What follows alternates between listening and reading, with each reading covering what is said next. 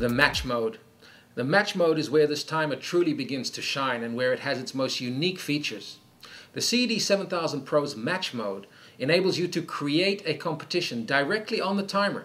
You can enter the shooters' names, their power factors, their divisions, their categories, place them in individual squads.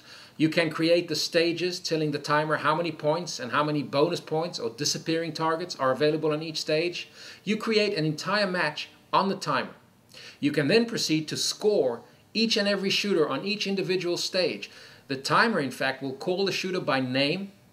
You'll run the shooter. You'll then be able to enter the hits on the targets directly into the shot timer. The timer will accept and wait for a particular number of hits as per the stage built, and will inform you when it's received the right number of hits. An autocomplete number makes it quick and easy for those practice sessions that you want to score. The timer even has a printing capability which will enable you to print your results on an infrared printer. Entering the scores or building the matches can be done either on the timer itself, or by using our PC application. You can create the shooter's information and the stage information using the CED7000PRO.com website, or even using WinMSS, which the timer is compatible with. These capabilities make this timer truly unique and make it into a complete match scoring tool. Let's take a look at this application on the timer. You can reach the match mode by entering under the main menu into Mode, select Match, and now you choose to either run a match that was pre-created, create a new match, view results of the match, or modify results that are previously recorded. If we select to run a match, which I have, I'm then asked to select a stage, and let's say I choose to score stage number 2. I'm asked to select a squad, and in this case I have only squad 1. And then it asks me for the name of the shooter I wish to score. I have currently 2 shooters who are not yet scored on this stage, so I'll select my shooter, Ben Lee. And now I'm into the Run Match scoring screen. You can see on the timer that the delay is set to 3 seconds. I'm scoring stage number 2. I'm scoring squad number 1. My shooter in red is shooter number 2, and his name is B. Lee. And next to shoot is A. Jones, who is shooter number 3. I start the timer, get my countdown. And now the timer is running and waiting for hits.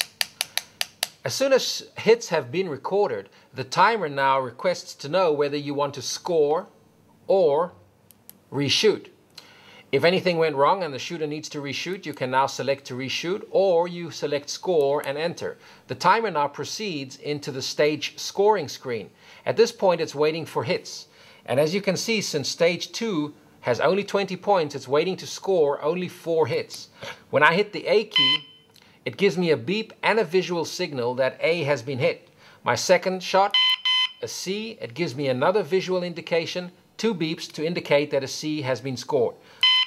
An A and a D, and the stage is now complete.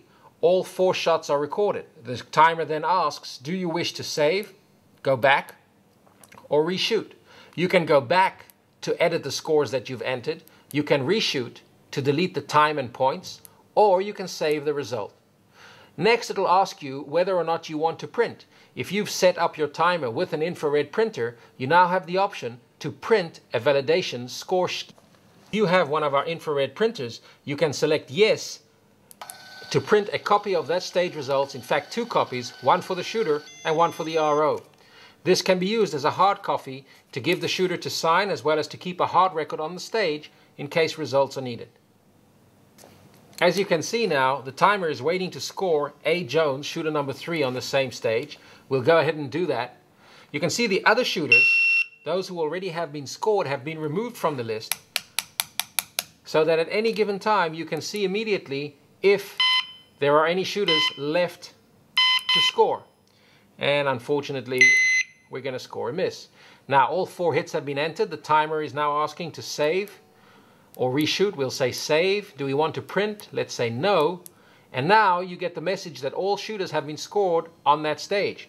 We can continue to score in this way all the stages of the match. And at any point you can go and decide to view the results.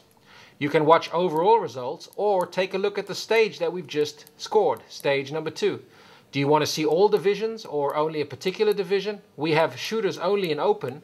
which is why it's showing me only the open division. And here are the results for stage number 2. You can see above indicating it is stage 2 and all shooters are displayed.